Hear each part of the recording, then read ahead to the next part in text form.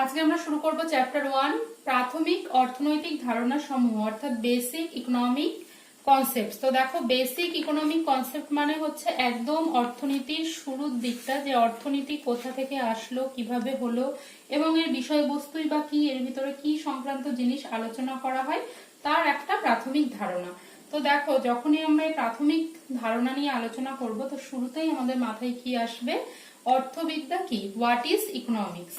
তো ইকোনমিক্স সেটাই যেখানে অর্থনৈতিক কাজকর্ম আলোচনা করা হয়। এবার অর্থনৈতিক কাজকর্মগুলো কি, যে সমস্ত কাজের সঙ্গে বিভিন্ন ধরনের অর্থনৈতিক দেনা পাওনা সম্পর্কিত। যেমন মনে করো উৎপাদন কিভাবে করা হয়, উৎপাদন করতে আমাদের কি কি সমস্যার সম্মুখীন হতে হয় বা আমরা কি কি ফেস করি, যেটা হচ্ছে উৎপাদন সংক্রান্ত সমস্ত আলোচনা। বা বাজার ব্যবস্থা কিভাবে কাজ করে, কত ধরনের বাজার দেখা যায় এই সংক্রান্ত। বা ব্যাংক কিভাবে কাজ করে, আমাদের অর্থনীতিতে সরকারের ভূমিকা কি, বা ধরো আমাদের উন্নয়ন কিভাবে সম্ভব, এই সমস্ত বিভিন্ন অর্থনৈতিক কার্যকলাপ যেখানে আলোচনা করা হয়, সেটা ক্ষুদ্র পরিসরেই হোক বা বড় পরিসরেই হোক, যেখানে সমস্ত ধরনের অর্থনৈতিক কার্যকলাপ আলোচনা করা হয় সেটাই হলো অর্থবিদ্যা বা ধনবিজ্ঞান বা অর্থনীতি। এবং এই যে অর্থাৎ দেখো যে এটা একটা সামাজিক শাস্ত্র, যেখানে একটা সামাজিক উন্নয়ন বা এই সামগ্রিকভাবে সবার কল্যাণ করা যায় এরকম সংক্রান্ত কিছু জিনিস আলোচনা করা হয়। তাই অর্থনীতিকে আমরা বলি সামাজিক বিজ্ঞান, তাই তো? দেখো এই প্রশ্নটা কিন্তু ভীষণ আসে যে অর্থনীতি কি ধরনের বিজ্ঞান। অর্থনীতি হচ্ছে একটা সোশ্যাল সায়েন্স বা সামাজিক বিজ্ঞান। এটা কিন্তু খুব ইম্পর্টেন্ট প্রশ্ন, 1 নম্বর, যে অর্থনীতি কি ধরনের বিজ্ঞান।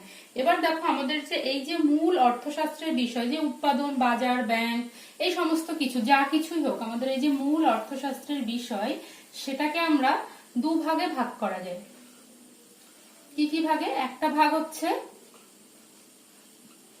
ব্যষ্টিগত আর একটা হচ্ছে সমষ্টিগত।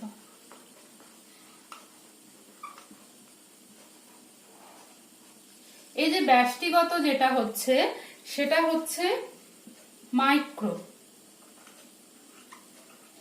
মাইক্রো মানে কি? খুব ক্ষুদ্র, মানে খুব ক্ষুদ্র পরিসরে যখন আলোচনা করা হয় সেটা হচ্ছে ব্যষ্টিগত বা মাইক্রো। যেমন হচ্ছে ধরো ইকোনমিতে কোনো একজন ব্যক্তি বা কোনো একটা ফার্ম বা ইকোনমির খুব ক্ষুদ্র একটা অংশের অর্থনৈতিক কাজকর্ম নিয়ে যখন আমরা আলোচনা করছি তখন সেটাকে বলে ব্যষ্টিগত অর্থবিদ্যা। আর সমষ্টিগত মানে কি? সমষ্টিগত হচ্ছে একটা বৃহৎ ধারণা, মানে ম্যাক্রো, যেটা হচ্ছে বৃহৎ ধারণা। তার মানে ওখানে সামগ্রিকভাবে অর্থনীতির সমস্ত কিছু নিয়ে আলোচনা করা হয়। মানে এটা ব্যষ্টিগত বা ব্যক্তিগত তুলনায় অনেক বড় একটা পরিসর, যেখানে সামগ্রিকভাবে আলোচনা করা হয়। তার মানে মাইক্রো থেকে ম্যাক্রোটা হচ্ছে একটা বড় কনসেপ্ট। তো অর্থনীতিবিদ কেইন্স, জে.এম. কেইন্স, আরো পরে এটা নিয়ে ডিটেলসে আলোচনা করব, অর্থনীতিবিদ জে.এম. কেইন্স এই সমষ্টিগত অর্থনীতির অন্যতম প্রবক্তা এবং সমষ্টিগত অর্থনীতিকে বেশ সুন্দরভাবে এক্সপ্লেন করেছেন পরবর্তীতে, এবং সেটাতে আমরা আসবো ধীরে ধীরে। তো সেই জন্য যেহেতু কেইন্স প্রথম এই সমষ্টিগত অর্থনীতিকে নিয়ে বিশদে আলোচনা করেছেন, তাই জন্য আমরা কেইন্সকে কি বলি? আধুনিক অর্থবিদ্যার জনক বা ফাদার অব মডার্ন ইকোনমিক্স। তাহলে আমরা বলতেই পারি যে আমাদের প্রশ্ন আসতেই পারে যে ফাদার অফ মডার্ন ইকোনমিক্স কাকে বলা হয়? ফাদার অফ মডার্ন ইকোনমিক্স বলা হয় কেইন্সকে। এটা একটা 1 নম্বরের প্রশ্ন।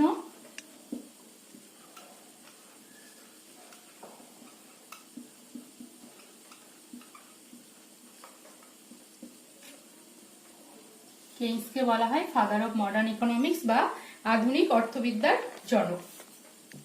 এবার হচ্ছে যে আলোচনা করি চলো অর্থবিদ্যার বিবর্তন নিয়ে।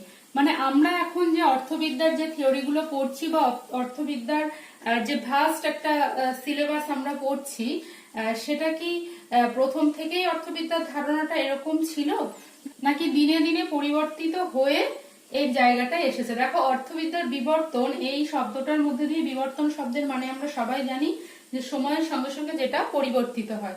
তো এই বিবর্তন কথাটার মধ্যে দিয়েই বুঝতে পারছি যে অর্থনৈতিক ধারণা প্রথমে যেরকম ছিল সেটা ধীরে ধীরে সময়ের সঙ্গে সঙ্গে পরিবর্তন হতে হতে একটা নতুন জায়গায় এসেছে, বা যত সময় গেছে সময়ের সাথে সাথে বিভিন্ন অর্থনীতিবিদ বিভিন্ন অ্যাঙ্গেল থেকে অর্থনীতিকে এক্সপ্লেইন করেছেন এবং অর্থবিদ্যার বিবর্তন ঘটেছে।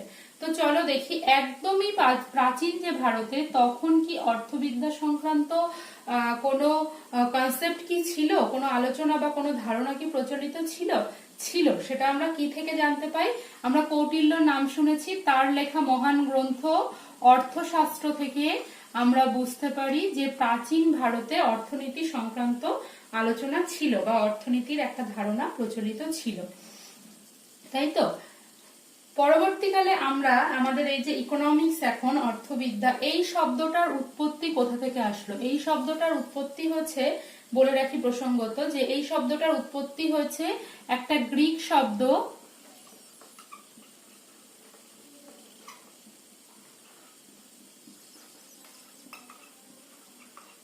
ওইকোনমিয়া বা ওইকোনমস,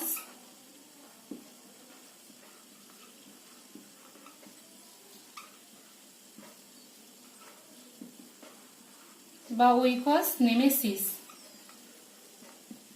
এই যে একটা গ্রিক শব্দ, যেটা হচ্ছে ইকোনমিক্স শব্দটা, যার থেকে উৎপত্তি হয়েছে এবং যার অর্থ হলো হাউস হোল্ড ম্যানেজমেন্ট বা পরিবার পরিচালনার বিজ্ঞান, science of house hold management. সুতরাং দেখো যে আমাদের ইকোনমিক শব্দটার উৎপত্তি হচ্ছে গ্রিক শব্দ ওইকস নেমেসিস বা ওইকোনমস বা ওইকোনমিয়া শব্দ থেকে।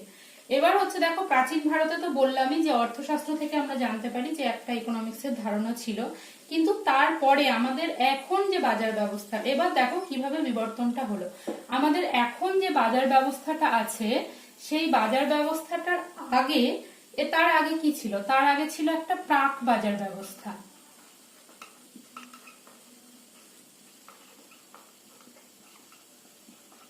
মানে এই সুসংগঠিত বাজার ব্যবস্থার ধারণাটা সেখানে ছিল না। প্রাক বাজার ব্যবস্থা ছিল, সেখানে কি হতো? সমস্ত কাজকর্ম রীতিনীতি ও প্রথা দ্বারা নির্ধারিত হতো, রীতি ও প্রথা দ্বারা নির্ধারিত হতো। আর কি ছিল? আর এর সঙ্গে ছিল হচ্ছে কিছু নির্দেশমূলক ব্যবস্থা। নির্দেশমূলক ব্যবস্থা কি? মানে তখনকার দিনে জমিদার বলো বা রাজা বলো বা যারা শাসক শ্রেণী ছিল, তাদের নির্দেশে রাজস্ব আদায় হতো। তো সেটা হচ্ছে এই দুটো নিয়ে তখনকার ইকোনমিটা ছিল। এরপর কি হলো? ষোড়শ শতকের দিকে এই যে চিন্তাধারা, এটার পরিবর্তন এলো এবং ষোড়শ শতকের সৃষ্টি হলো বাণিজ্যবাদী অর্থ ব্যবস্থা। তাহলে এরপর এলো, এটা অবলুপ্ত হলো এবং এলো বাণিজ্যবাদী অর্থ ব্যবস্থা বা মার্চেন্টিয়ালিজম। তো বাণিজ্যবাদী অর্থ ব্যবস্থা কিভাবে এলো চলো দেখি। বাণিজ্যবাদী অর্থ ব্যবস্থাটা এলো এই যে তখনকার মতো সুসংগঠিত বাজার না থাকলেও যারা উৎপাদন করত, সেই উৎপাদকেরা কি করলো? তাদের যে অতিরিক্ত উৎপাদন হলো সেটা বিনিময়ের জন্য বিক্রি করতে শুরু করে বাজারে, তাই তো। তো এই যে একদল যারা উৎপাদক, তারা যে অতিরিক্ত হচ্ছে সেটা গিয়ে বাজারে বিক্রি করছে, তাই তো। তো এই যে বিক্রি করছে, এই বিনিময় প্রক্রিয়ায় যারা বিক্রি করছে তার মানে তারা হলো ব্যবসায়ী। তার মানে দেখো, এই অতিরিক্ত উৎপাদন বাজারে বিক্রি করতে গিয়ে একদল শ্রেণীর সৃষ্টি হলো যারা হচ্ছে বণিক বা ব্যবসায়ী। ধীরে ধীরে বাজারে কি একদম আগে কি হতো? জিনিসপত্রের বিনিময়ে বা বিনিময় প্রথা ছিল যে আমার কাছে গম আছে, তোমার কাছে চাল আছে, তুমি আমাকে চাল দাও, আমার গম নাও, এরকম ভাবে বিনিময় প্রথা ছিল। কিন্তু আস্তে আস্তে প্রচলন হলো, মুদ্রার প্রচলন হলো, তাই তো। এবং এই বণিক শ্রেণী যারা এই ব্যবসা করত, এই বণিক শ্রেণী ধীরে ধীরে কালক্রমে শিল্পপতি বা পুঁজিপতিতে পরিণত হলো। কি করে শিল্পপতি বা পুঁজিপতিতে পরিণত হলো? কারণ দেখো, যারা ব্যবসা করছে তারা সেখান থেকে কিছু মুনাফা অর্জন করছে এবং সেই মুনাফাটাই ধীরে ধীরে তাদের কাছে জমা হতে হতে তারা শিল্পপতি বা পুঁজিপতিতে পরিণত হলো। তাহলে দেখো যে একদম ওই প্রাক বাজার ব্যবস্থা থেকে ধীরে ধীরে কি হলো, একটা বাজার তৈরি হলো যেখানে একদল ব্যবসায়ীরা গিয়ে জিনিসপত্র বিক্রি করতে লাগলো এবং তারা হচ্ছে এই প্রক্রিয়ায় মুদ্রার প্রচলন আসলো এবং তারপরে তারা কি হলো, কালক্রমে শিল্পপতি বা পুঁজিপতিতে পরিণত হলো। এবার এরা কি করলো, যখন বুঝে গেল যে জিনিসপত্র এই যে উৎপাদন এবং বেশি করে উৎপাদন করে একটা বিক্রির একটা সিস্টেম তৈরি হয়েছে, তখন এরা কি করলো, এরা বেশি করে উৎপাদন করে জলপথে ব্যবসা শুরু করলো অন্যান্য দেশের সাথে এবং জলপথে ব্যবসা শুরু করে তাদের ধারণা জন্ম নিল যে এই বাণিজ্যের মাধ্যমে তারা যদি দামি জিনিসপত্র যেমন সোনা বা রূপা বা হীরা এই সমস্ত দামি জিনিসপত্র ওরা দেশে নিয়ে আসতে পারে, ধনসম্পদ আহরণ করতে পারে, তাহলে দেশকে সমৃদ্ধশালী করতে পারবে এবং এটা থেকে জন্ম নিল উপনিবেশবাদ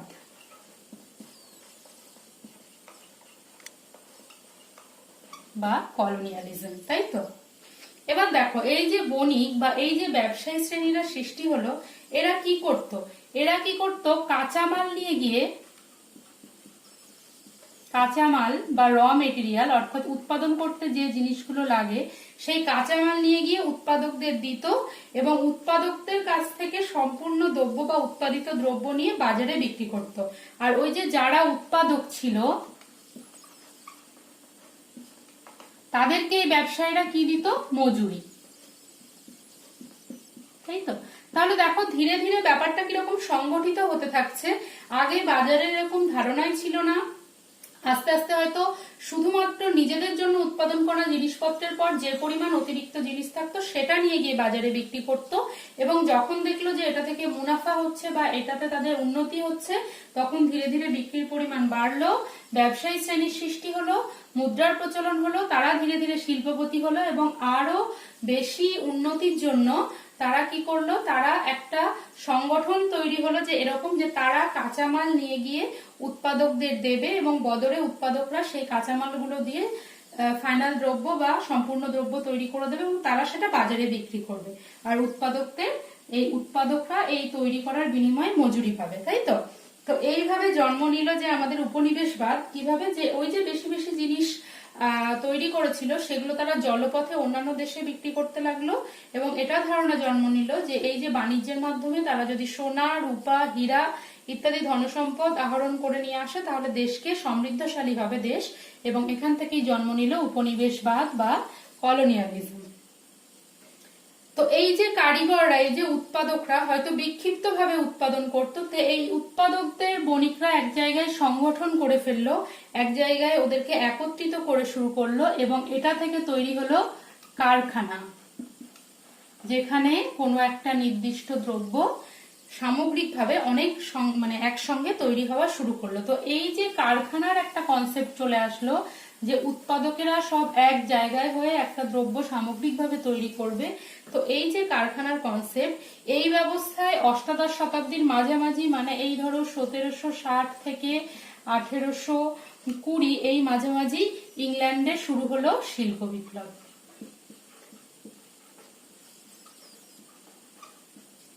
ইংল্যান্ডে কি হলো, শিল্প বিপ্লব।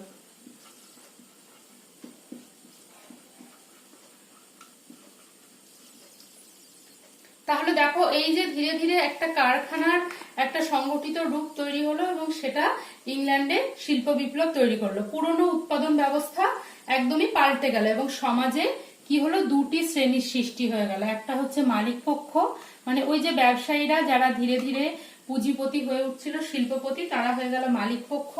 আর এক শ্রেণীর সৃষ্টি হলো যারা হচ্ছে শ্রমিক বা এই যে উৎপাদক, যারা উৎপাদন প্রসেসে সাহায্য করবে এবং বিনিময়ে পাবে মজুরি। তাহলে দেখো ধীরে ধীরে পরিবর্তন হতে হতে দুটো শ্রেণীর সৃষ্টি হয়ে গেল, একটা হচ্ছে শ্রমিক পক্ষ আর একটা মালিক পক্ষ। আর ইউরোপের ওই দেশগুলিতে তখন চালু হয়ে গেল হচ্ছে পুঁজিবাদী অর্থ ব্যবস্থা।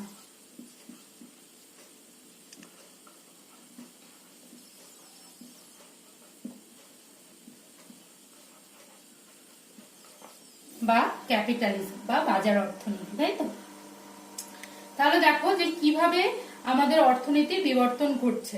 এরই সময় বা এরকম সময় একদল যারা হচ্ছে বিশ্বাস করত যে প্রাকৃতিক আমাদের যে সম্পদ আছে যেমন জমি, এই সমস্ত চাষাবাদ করে অর্থাৎ কৃষি অর্থনীতিকে প্রাধান্য দিয়ে আমাদের দেশের উন্নতি ঘটানো সম্ভব এবং দেশকে একটা উন্নত জায়গায় নিয়ে যাওয়া সম্ভব। তো এই যে যারা এই প্রাকৃতিক সম্পদের উপর গুরুত্ব দিয়ে দেশকে উন্নত করার কথা ভেবেছিল তাদেরকে বলা হয় প্রকৃতি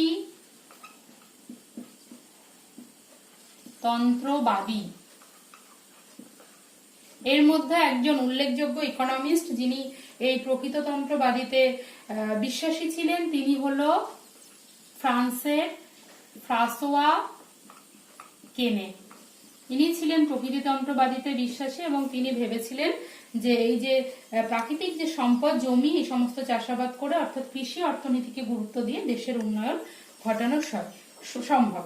এবার দেখো আমাদের এই যে আধুনিক অর্থনীতি তার সূচনা কিভাবে আমাদের আধুনিক অর্থনীতির সূচনা হয়। অষ্টাদশ শতাব্দীর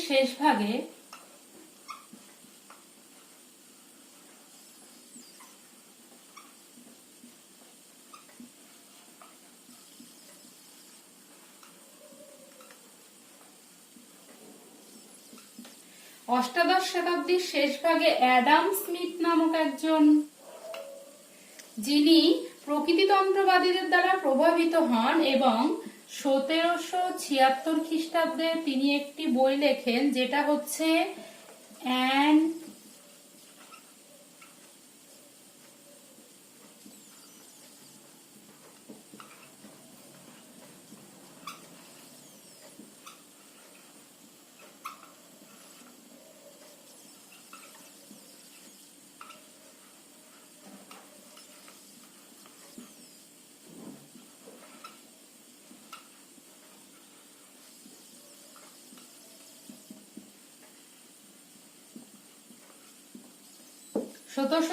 খ্রিস্টাব্দে তিনি একটা বই লেখেন an inquiry into the nature and causes of the wealth of nation, যেটাকে আমরা ছোট করে ওয়েলথ অফ নেশনও বলি।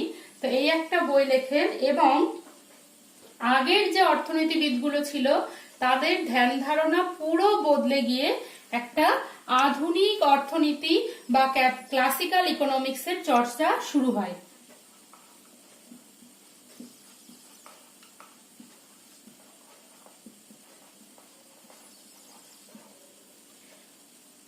তো এই যে অ্যাডাম স্মিথ এর মতে অর্থবিদ্যা কি ছিল, এটা ছিল সম্পদের বিজ্ঞান, সায়েন্স অফ ওয়েলথ, তাই তো। তো এই যে অ্যাডাম স্মিথ তার মতে ছিল অর্থবিদ্যা হচ্ছে সম্পদের বিজ্ঞান এবং অ্যাডাম স্মিথ তিনি যে ইকোনমিক্স নিয়ে যে ব্যাপারটা আলোচনা করেছিলেন এবং তার যা চর্চা ছিল সেখানে তিনি কি কি ধারণা দিয়েছিলেন। অ্যাডাম স্মিথ ধারণা দিয়েছিলেন প্রথমেই সেটা হচ্ছে দাম ব্যবস্থা বা প্রাইস সিস্টেম, মানে কোন দ্রব্যের দাম কিভাবে স্থির হবে সেই সংক্রান্ত। তারপর হচ্ছে বাজার অর্থনীতি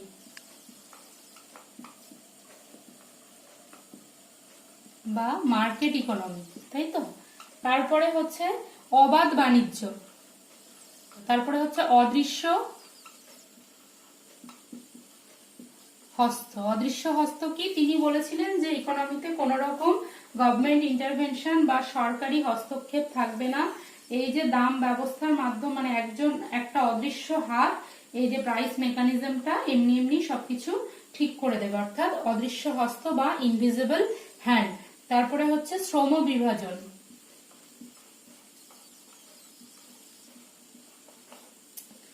বা ডিভিশন অফ লেবার এবং বিশেষীকরণ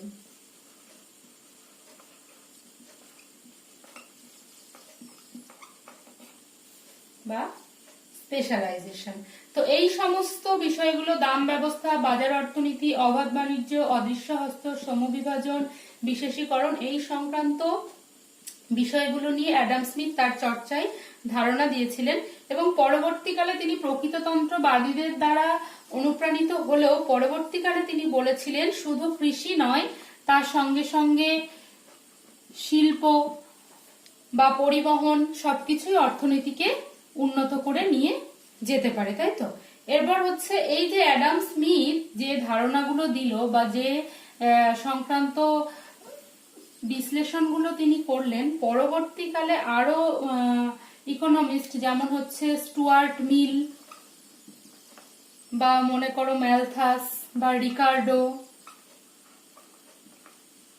এই সমস্ত ইকোনমিস্টরা অ্যাডাম স্মিথকে সমর্থন করেন, তার নীতিটাকে সমর্থন করেন, এবং এরাই পরবর্তীকালে মানে অ্যাডাম স্মিথ এবং তার সহ যে সমস্ত সমসাময়িক ইকোনমিস্টরা তার ধারণাকে সমর্থন করেছিলেন, এরাই হচ্ছে ক্লাসিক্যাল অর্থনীতিবিদ বা সনাতনপন্থী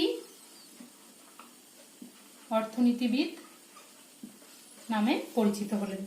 এবার হচ্ছে তাহলে এই গেল অ্যাডাম স্মিথ, তার চিন্তাধারা এবং তার সমসাময়িক যে ইকোনমিস্টরা ছিল তারা তাকে সমর্থন করলো এবং সনাতনপন্থী অর্থনীতিবিদ্যা একটা এলো। এবার দেখো ঊনবিংশ শতাব্দীর, এটা তো গেল অষ্টাদশ শতাব্দীর, এবার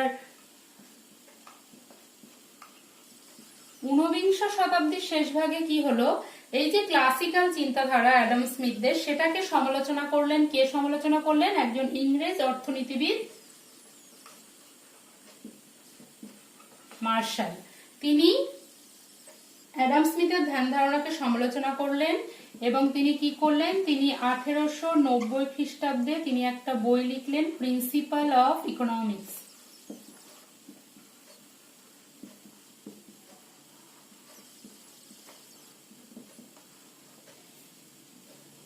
এবং এখানে তিনি এক নতুন চিন্তাধারা বলেন, সেটা হচ্ছে অর্থনীতিবিদ্যা বা অর্থবিদ্যা হলো মানব জাতির দৈনন্দিন জীবন ধারণের সাধারণ কার্যকলাপের আলোচনা শাস্ত্র, তাই তো।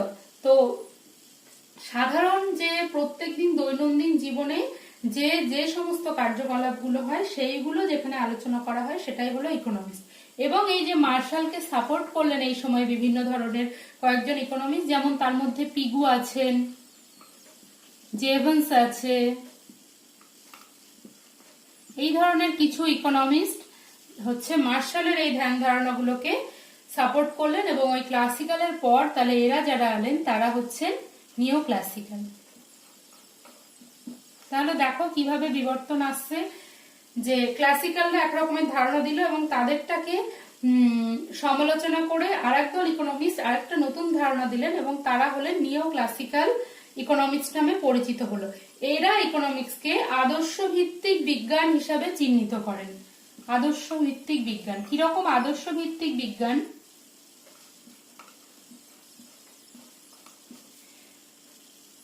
মানে আগে শুধুমাত্র মানুষের উন্নয়ন বা জনকল্যাণ এই সংক্রান্ত বিষয়গুলো নিয়ে আলোচনা করা হতো না। তো এখন এই যে প্রথম এরাই শুরু করলো যে এই যে 1912 খ্রিস্টাব্দে এই যে পিগু, তিনি 1912 খ্রিস্টাব্দে একটা বই প্রকাশ করলেন, wealth and welfare.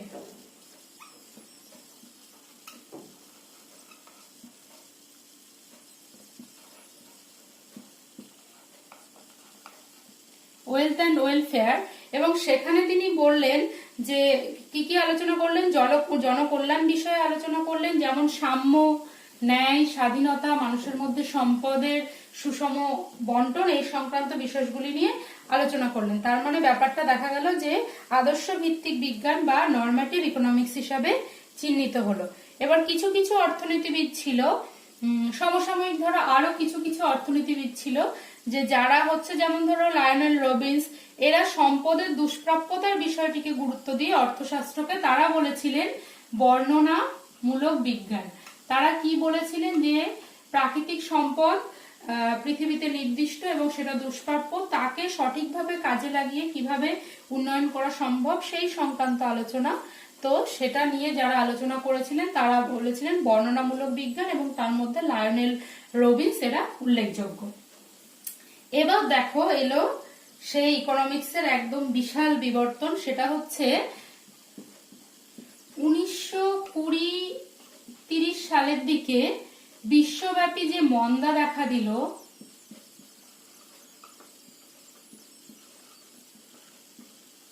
World wide depression, বিশ্বব্যাপী যে মন্দা দেখা দিল, এবং সেই পর্যন্ত যত ইকোনমিক থিওরি বা ইকোনমিস্টদের ধ্যান ধারণা ছিল সেটা দিয়ে কিছুতেই এই মন্দা থেকে বের হতে পারছিল না। তো মন্দার পরিত্রাতা হিসাবে তখন আসলেন আধুনিক অর্থনীতিবিদ্যার জনক কেইন্স। তিনি 1936 খ্রিস্টাব্দে একটি গ্রন্থ লেখেন, যেটা হচ্ছে দ্য জেনারেল থিওরি অফ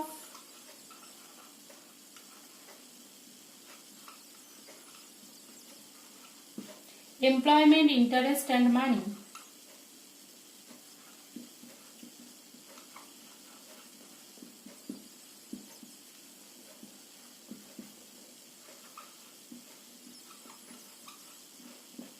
এটি ভীষণভাবে সাড়া ফেলে এবং একটা যুগান্তকারী বিবর্তন। তো তিনি এরকম একটা বই প্রকাশ করেন এবং সমষ্টিগত অর্থনীতির বা ম্যাক্রো ইকোনমিক্সের একটা যুগান্তকারী আলোচনা শুরু করেন। তো এই যে একটা আমূল পরিবর্তন, সেই জন্য এই যে আমূল পরিবর্তন, এটা কেইন্স মেইনলি শুরু করেছিল বলে এই আমূল পরিবর্তনটাকে বলা হয় রেভলিউশন।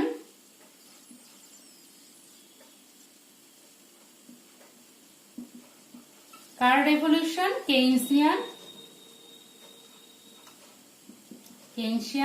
রেভলিউশন, তাই তো। এবার তিনি কি ত্রাতা হিসাবে তিনি কি যুক্তি দিয়েছিলেন, কিভাবে এই বিশ্বব্যাপী মন্দা থেকে বেরোনো সম্ভব? তিনি বলেছিলেন যে ব্যাংকের সুদের হার কমিয়ে, যখন ব্যাংকিং চ্যাপ্টার পড়বে বা আরো ডিটেলসে কেইন্স গুলো আলোচনা করা হবে তখন যাবে যে ব্যাংকের রেট অফ ইন্টারেস্ট বা সুদের হার কমালে লোকের ব্যাংকে টাকা রাখার প্রবণতা কমে যাবে এবং সেই টাকা মানুষ বিনিয়োগ করবে। তাহলে অর্থাৎ ব্যাংকের সুদের হার কমিয়ে এবং ইনভেস্টমেন্ট বা বিনিয়োগ বাড়িয়ে এবং সরকারের যে ফিসকাল নীতি আছে তার যথাযথ প্রয়োগ করে ধনতান্ত্রিক দেশগুলোকে মন্দা দূর করা তিনি পরামর্শ দেন। আর এই যে সমস্ত ইকোনমিস্টের ধারণাকেই যেমন কিছু কিছু একদল ইকোনমিস্ট সাপোর্ট করছেন, সেরকম পরবর্তীকালে এই যে কেইন্স যে তত্ত্বটা দিয়েছিল সেটাকে সাপোর্ট করলো হিক্স বা প্যাটিনকিন, এই ধরনের ইকোনমিস্টরা ধারণাকে সমর্থন করে পরবর্তীকালে সমষ্টিগত অর্থবিদ্যাকে আরো সমৃদ্ধ করেছেন। এবার দেখো, দ্বিতীয় বিশ্বযুদ্ধের পর অর্থনীতিবিদগণ, তাহলে এটা আমরা আলোচনা করছিলাম 1936 সাল, দ্বিতীয় বিশ্বযুদ্ধের পর মানে 1945-এর পর 60-এর দশক পর্যন্ত, মানে 1960 পর্যন্ত প্রায় অর্থনীতিবিদগণ সম্পদের দক্ষ ব্যবহারের মাধ্যমে জাতীয় আয় বা মাথাপিছু আয় বাড়লেই অর্থনৈতিক বিকাশ একমাত্র হচ্ছে সেটাকে মনে করত। জাতীয় আয় মানে দেশের মোট আয় বা মাথাপিছু আয়, অর্থাৎ দেশের মোট আয়কে জনসংখ্যা দিয়ে ভাগ করলে মাথাপিছু আয় পাওয়া যায়।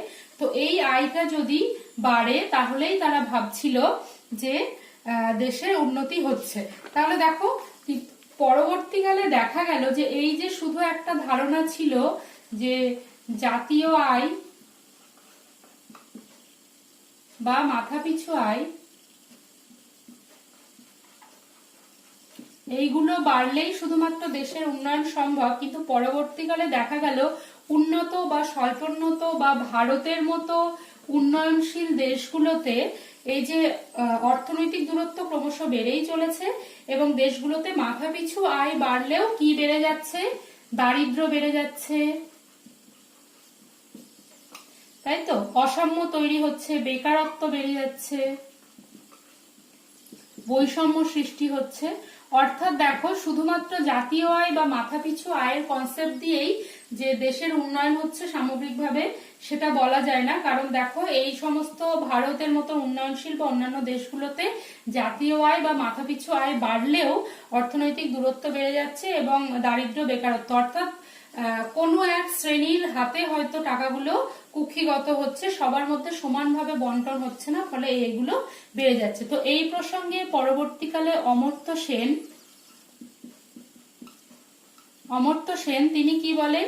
শুধুমাত্র মাথাপিছু আয় বাড়লেই হবে না, মাথাপিছু আয় বাড়ার সঙ্গে সঙ্গে মাথাপিছু ভোগ ব্যয়ের সক্ষমতা ও সামাজিক পছন্দ থাকা দরকার। যেমন কি দেখো, মাথাপিছু আয় বললাম যে কোন জায়গার মোট আয় যেটা, সেখানটাকে তার জনসংখ্যা দিয়ে ভাগ করলে মাথাপিছু আয় পাওয়া যায়। অর্থাৎ আমার আয় বা থাক বা না থাক, আমি দেশের মধ্যে বাস করলে দেশের জাতীয় আয় বা আমার সংখ্যাটাও তার মধ্যে যোগ হবে, কিন্তু সেক্ষেত্রে আমার হয়তো কোনো উন্নতি হলো না বা আমার কিছু ব্যয় করার সামর্থ্য নেই বা আমার হয়তো কোনো ইনকামই নেই। কিন্তু সেই জন্যই অমর্ত্য সেন বললো যে মাথা পিছু আয় থাকলেই হবে না, মাথা পিছু ভোগ ব্যয়ের ক্ষমতা থাকতে হবে। অর্থাৎ আমার কিছু খরচ করার ক্ষমতা থাকতে হবে, যেটা দিয়ে আমি কিছু কিনে আমার উপযোগিতা বা আমার চাহিদা মেটাতে পারি। আর কি, আমার কিছু সামাজিক পছন্দ থাকা দরকার। আরো কি বলেছিল অমর্ত্য সেন, যে এই যে গণতান্ত্রিক ব্যবস্থার পাশাপাশি সরকারি হস্তক্ষেপও দরকার, যে তার সমস্ত নীতির সাহায্যে ইকোনমিটাকে কন্ট্রোল করবে। তাহলে দেখো এভাবেই বহু যুগ ধরে ধীরে ধীরে ইকোনমিটা আস্তে আস্তে বিবর্তিত হয়েছে, এবং যত বিবর্তন হয়েছে পুরো ইকোনমিক্সের একটা নতুন নতুন দিগন্ত খুলেছে। তার মানে আমি বলতে পারি যে ইকোনমিক্সটা কোনো একটা নির্দিষ্ট জায়গায় থেমে নেই, সময়ের সাথে সাথে এর ধারণাগুলো পাল্টেছে এবং নতুন নতুন দিক উন্মোচিত হয়েছে। তাহলে শেষ পর্যন্ত আমরা কি বলতে পারি, যে অর্থনীতি হলো একটা প্রবাহমান ধারণা, যেটা সময়ের সঙ্গে সঙ্গে যার বিবর্তন ঘটে। এটা একটা আসতেই পারে প্রশ্ন, যে অর্থনীতি একটা স্টক কনসেপ্ট না ফ্লো কনসেপ্ট। তো অর্থনীতি হচ্ছে ফ্লো কনসেপ্ট বা প্রবাহমান ধারণা, যেখানে ইকোনমিক্সের যুগে যুগে বিবর্তনের মাধ্যমে নতুন নতুন ধারণা উন্মোচিত হয়েছে। Thank you.